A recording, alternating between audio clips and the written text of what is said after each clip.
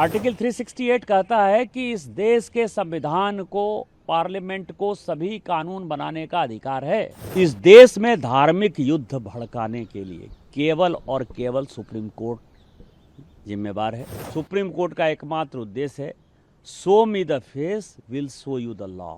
Supreme court अपनी सीमा से बाहर जा रहा है। एक ट्वीट को लेकर के बहुत ज़्यादा हेडलाइंस बन रही हैं। आपने ट्वीट करते हुए लिखा है कि अगर सुप्रीम कोर्ट ही अगर कोर्ट से ही सारे कानून बनेंगे तो कहीं ना कहीं पार्लियामेंट के दरवाजे बंद कर देने चाहिए। बंद हो जाने चाहिए ना। मैं आपको बताऊं कि एक आर्टिकल 377 था जिसमें होमोसेक्सुअलिटी जो है एक बड़ा अपराध था। अभी ट्रंप एडमिनिस्ट्रेशन आया है, उसने क्या कहा है? उसने कहा है कि इस दुनिया में दो ही सेक्स है, या तो मेल है या तो फीमेल है। ट्रांसजेंडर की उसने बात नहीं कही, होमोसेक्सुअलिटी की बात नहीं कही। पूरी क्रिश्चियन कम्युनिटी हो, पूरी हिंदू कम्युनिटी हो, पूरी मुस्लिम कम्युनिटी हो, पूरी बुद्ध हो, जैन हो, सिख हो, सभी ये मानते हैं कि होमोसेक्सुअलिटी एक अपराध है। सुप्रीम कोर्ट ने वन फाइन मॉर्निंग कहा कि नहीं, ये केस हम एबॉलिश करते हैं, ये आर्टिकल एबॉलिश करते हैं। हमने आईटी एक्ट बनाया। आईटी एक्ट में सबसे ज़्यादा दुखी कौन है? महिलाएं हैं, महिलाओं के पौर्न आते हैं, बच्चे हैं, बच्चे के पौर्न आते हैं, उनकी सेक्सुअलिटी के बारे में जो है हंगामा होता है। एक दिन सुप्रीम कोर्ट खड़ा होता है, वो कहता है 66 से ख़त्म कर दिया हमने, आईटी एक्ट ख़त्म कर दिया। अभी आप समझिए, मैंने आर्टिकल 141 का बहुत बड़ा जो है अध्ययन किया है। आर्टिकल 141 कहता है कि हम जो कानून बनाते हैं, हम जो जजमेंट देते हैं, वो लोअर कोर्ट से लेकर सुप्रीम कोर्ट तक लागू है। लोअर कोर्ट से लेकर सुप्रीम कोर्ट तक लागू है, लेकिन कानून बनाने वाला जो है आर्टिकल 368 क्या कहता है? आर्टिकल 368 कहता है कि इस देश के संविधान को, पार्लियामेंट को सभी कानून बनाने का अधिकार है। कानून की व्याख्या करने का अधिकार सुप्रीम कोर्ट का है। वो कह रहा है कि 3 महीने में जो है राष्ट्रपति बता दें कि क्या करना है, 3 महीने में गवर्नर बता दें कि क्या करना है। और उसके बाद आज जो है ये देश राम, कृष्ण, सीता, राधा, द्वादश ज्योतिर्लिंग से लेकर 51 शक्तिपीठ का है।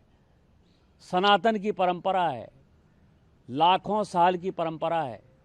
आप जब राम मंदिर का विषय होता है तो आप राम मंदिर में कहते हो कि कागज़ दिखाओ, कागज़ दिखाओ। कृष्ण जन्मभूमि का मामला आएगा मथुरा में तो कहोगे कागज़ दिखाओ। आप जब शिव की बात होगी, ज्ञानवापी मस्जिद की बात आएगी, कागज़ दिखाओ।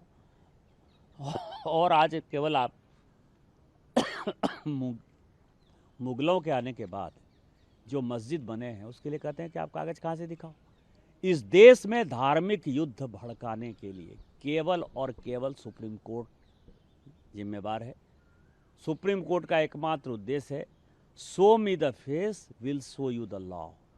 सुप्रीम कोर्ट अपनी सीमा से बाहर जा रहा है। सुप्रीम कोर्ट की सीमा ये है कि भारत का संविधान जिस कानून को बनाया उस कानून की उसको व्याख्या करनी है, और यदि वो व्याख्या नहीं कर सकती है और सब कुछ के लिए सुप्रीम कोर्ट जाना है तो इस संसद का कोई मतलब नहीं है, विधानसभा का कोई मतलब नहीं है, उसको बंद कर देना चाहिए। जो अपॉइंटिंग अथॉरिटी है उसको आप निर्देश कैसे दे सकते हैं?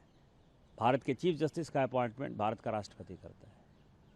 इस देश का कानून भारत का पार्लियामेंट बनाता है। उस पार्लियामेंट को आप डिक्टेट करेंगे? 5 जज बेंच की, जो मैं आपको बताऊं कि नज़ीर की एक जजमेंट है, 1942 की प्रिवी काउंसिल की जजमेंट है। उसमें यह कहा गया कि जहां कानून नहीं लिखा हुआ है उसके बारे में यदि प्रिवी काउंसिल या सुप्रीम कोर्ट कोई जजमेंट देती है तो बात समझ में आती है। यहाँ पूरा जजमेंट लिखा हुआ है कि राष्ट्रपति का क्या अधिकार है, उपराष्ट्रपति का क्या अधिकार है, प्रधानमंत्री का क्या अधिकार है, हमारे पार्लियामेंट का क्या अधिकार है, हमारे सुप्रीम कोर्ट का क्या अधिकार है, हाई कोर्ट का अधिकार है। जब सब कुछ लिखत पढ़त में है तो तुम नया कानून कैसे बना दिया? 3 महीना कहाँ से लेके आ गए कि राष्ट्रपति को 3 महीने के अंदर फैसला करना है? ये किस कानून में लिखा हुआ है?